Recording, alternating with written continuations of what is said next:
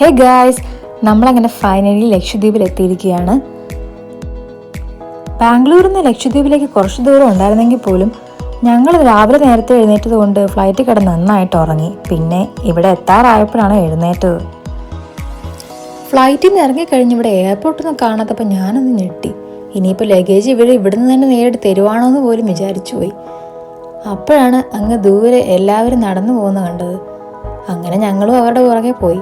അപ്പോൾ വേണ്ടേ അവിടെ ഒരു ചെറിയ എയർപോർട്ട്. ഞാൻ കണ്ടതിൽ വെച്ച് ഏറ്റവും ചെറിയ എയർപോർട്ടായിരുന്നു അകത്തെ എയർപോർട്ട്. അങ്ങനെ എയർപോർട്ടിൽ നിന്ന് ലഗേജൊക്കെ കളക്ട് ചെയ്ത് ഞങ്ങൾ വീണ്ടും പുറത്തിറങ്ങിയപ്പോഴേക്കും ഞങ്ങളെ കൂട്ടാൻ വേണ്ടി ഒരു ഗൈഡ് വന്നിട്ടുണ്ടായിരുന്നു. അങ്ങനെ റൂമിലൊക്കെ ചേഞ്ച് ചെയ്ത് ഞങ്ങൾ നേരെ ബീച്ചിലേക്ക് ഇറങ്ങി. ഒന്നും നോക്കിയില്ല. ഇവിടെ ഒരാൾ അപ്പോഴേക്കും ഷാറുഖ് ഖാനെ പോലെ ഒന്ന് പോസ് ചെയ്യുന്നത് കണ്ടില്ലേ. അന്ന് ഡേ 1 ആയതുകൊണ്ട് ഞങ്ങൾക്ക് അന്ന് ഫുൾ സൈറ്റ് സീയിങ് ആയിരുന്നു. കുറച്ച് കഴിഞ്ഞപ്പോഴേക്കും ഗൈഡ് വീണ്ടും വന്ന് ഞങ്ങളെ അടുത്തുള്ള ഒരു ബോട്ട് ജെട്ടിയിലേക്ക് കൊണ്ടുപോയി.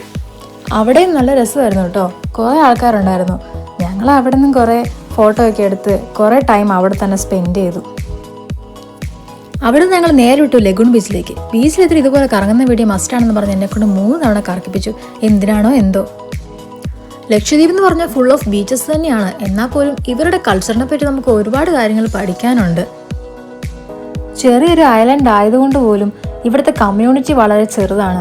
അതുകൊണ്ട് തന്നെ ഇവിടുത്തെ കമ്മ്യൂണിറ്റി ലൈഫ് ഭയങ്കര ക്ലോസ് ആണ്. എല്ലാവരും ഒരു ഫാമിലി പോലെയാണ്. എല്ലാവർക്കും പരസ്പരം അറിയാം. പിന്നെ ഈ ലക്ഷദ്വീപ് എന്ന് പറഞ്ഞാൽ അത് ഒരൊറ്റ ഐലൻഡ് അല്ല. ഇതിൽ 36 ചെറിയ ഐലൻഡുകളുണ്ട്. ടോട്ടൽ അപ്രോക്സിമേറ്റ്ലി ഒരു 200 to 250 കിലോമീറ്റർ സ്ട്രെച്ച് ഉണ്ട് അറേബ്യൻ സീയിൽ. ഓവറോൾ എല്ലാ ഐലൻഡും കൂടെ കൂട്ടി. ബട്ട് ഓരോ ഐലൻഡും വളരെ ചെറുതാണ്. ഇതിൽ നമ്മളിപ്പോൾ ഉള്ള അഗത്തി ഐലൻഡ് ആണെങ്കിലോ അപ്രോക്സിമേറ്റ്ലി ഒരു 7.6 കിലോമീറ്റർ ലെങ്തേ ഉള്ളൂ.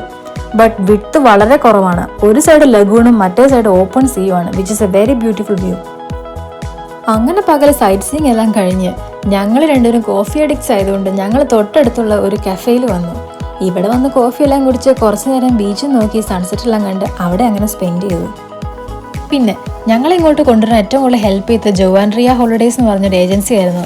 ഞങ്ങൾ പെട്ടെന്ന് പ്ലാൻ ചെയ്തതായതുകൊണ്ട് തന്നെ പെർമിറ്റൊക്കെ കിട്ടാൻ ഇച്ചിരി പാടായിരുന്നെങ്കിൽ പോലും 2 ദിവസം കൊണ്ട് ഞങ്ങൾക്ക് എല്ലാം ചെയ്തു തന്നത് അവരാണ്.